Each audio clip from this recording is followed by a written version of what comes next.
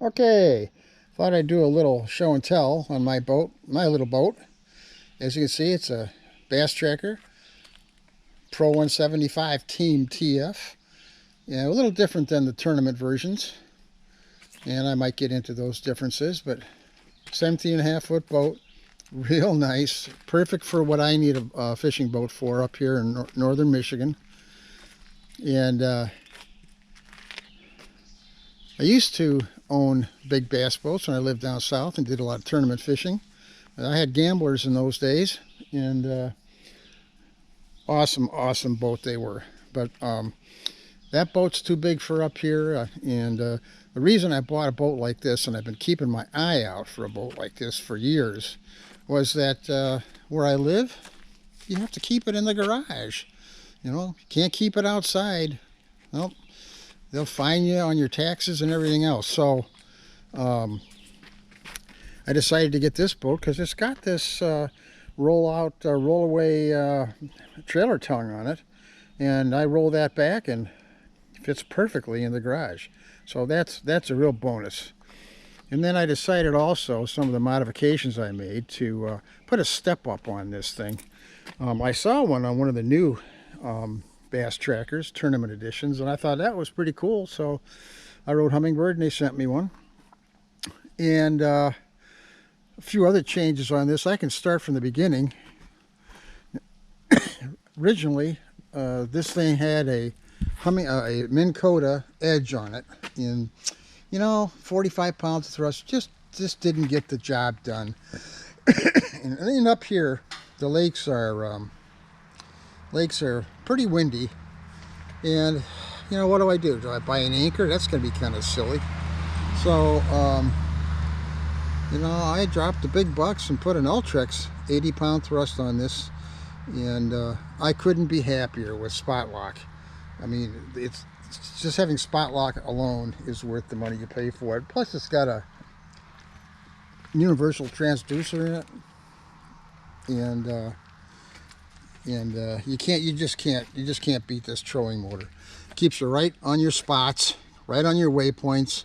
If you catch a fish, you can smack a waypoint on the depth sounder, but you can also hit your spot lock and sit on that spot for all day if you want. The other things that I did with this boat was it did not have a front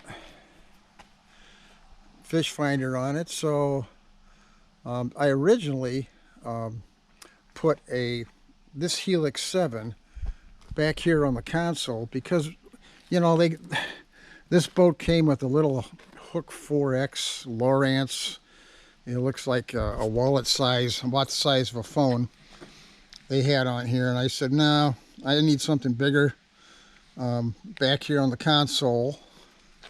So I stuck the Lowrance up on the front here for a while last year, and I decided nope, don't like that. That's not enough. So I decided I put the Helix 7 that I mounted on the console up front here, and I put another Helix 7 up here. But this one's got mega side imaging and mega down imaging, and because of that, however, I found quickly that when you run the boat, you lose your depth signal. So I had to get a Y cable and stick another transducer down here, one that handles the speed. Now I don't know how the unit knows which signal it's getting, but this works perfectly, and the side imaging works, and the high-speed transducer works. So it's all magic to me, but it works. So these are probably the biggest changes I've done to the boat. And also put one of these KVD hydrowave fish attractors on here that mimics the sounds of minnows in all states and conditions of frenzy, and it seems to work when I use it. And it wasn't too expensive, and if it's KVD, it's got to be great, right? So I also put this butt seat in You know, the regular seat on there, I'm not used to sitting low like that. I always used butt seats when I was fishing in the past. So, you know, I took that seat off and put the butt seat on and got a higher pull. Oh, one more thing about this Ultrex is it's got power steering. You know, power steering is pretty awesome. You know, it saves the back a ton. I'm telling you that you're not fighting that cable all day. Especially in the wind, and you've got spot lock, and the back is much better than it was in the past. It's got you know, it's got 3 receptacles for seats here. I don't know what those are for. Who's going to put a seat on the left or on the right? I've got no clue. Maybe I put a picnic table on here. I don't know. It's got pretty good storage. It's got rod lockers on each side that you can use for rod lockers, and a good center storage area here, life jackets and all that. And this here is one of 2 live wells this particular boat has. And this is designed to keep live bait, minnows, and all that stuff alive. But, you know, I disconnected all that and made it my primary tackle storage unit. So other than that, there just isn't much different. This is, you know, out of the box, this is a really nice boat. And for the price, you know, you're not going to get good electronics with this thing. You're going to have to add those on if that's what your game is. But, you know, it's a really nice boat. I got 2 nice compartments here. You know, I can keep my cameras and license and fish juice and all that stuff in here. And here, the big live well in the back. It's a huge live well. And another cooler over there. So that works very good. Matter of fact, that cooler, I put ice in there 3 days ago and there's still ice left.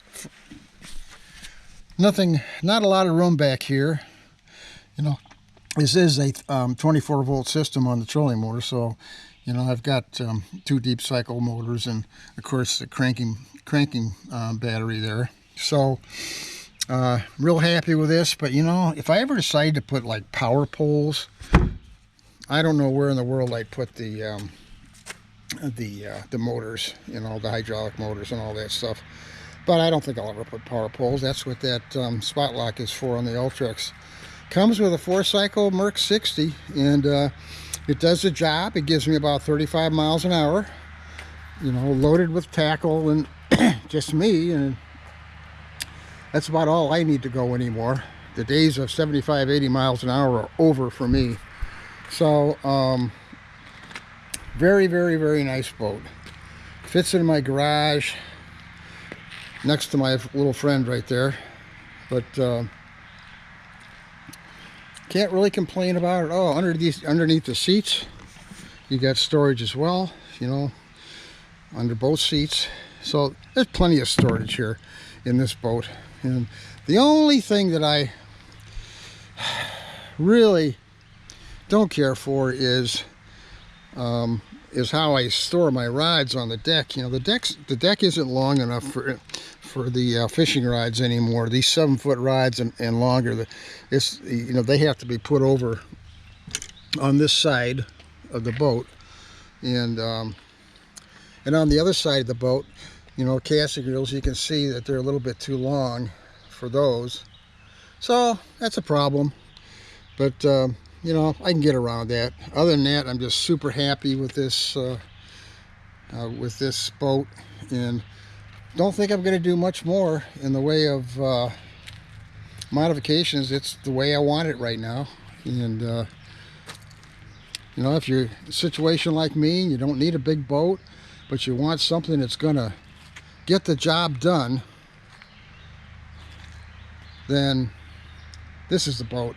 Whether it be a TF or a tournament series, they're both nice, and they get you where you want to go. You can get in shallow launches. Just a great boat. So if you guys got any questions about this, you know, give me a shout out below in the comments, and I'll do my best to answer them. But for me, this is the boat I was thinking of. Ever since I sold my Gamblers years ago, I knew that someday I was going to have a bass tracker. So here it is. Take care. See you on the water.